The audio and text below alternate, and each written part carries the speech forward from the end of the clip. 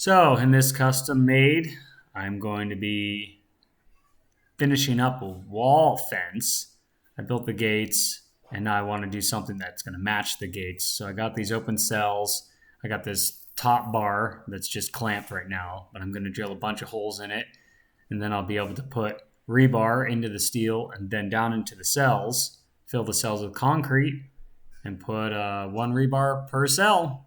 Should work out, but we'll see.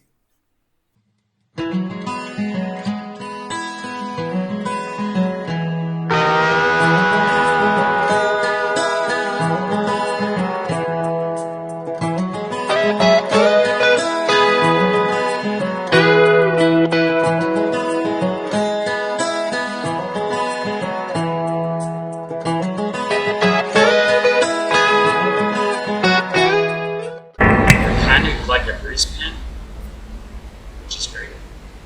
They extend. They don't break off like a grease pen. You don't have to resharpen it. You just use it like this, and when you run out and you push it up, there's a lot of life to this.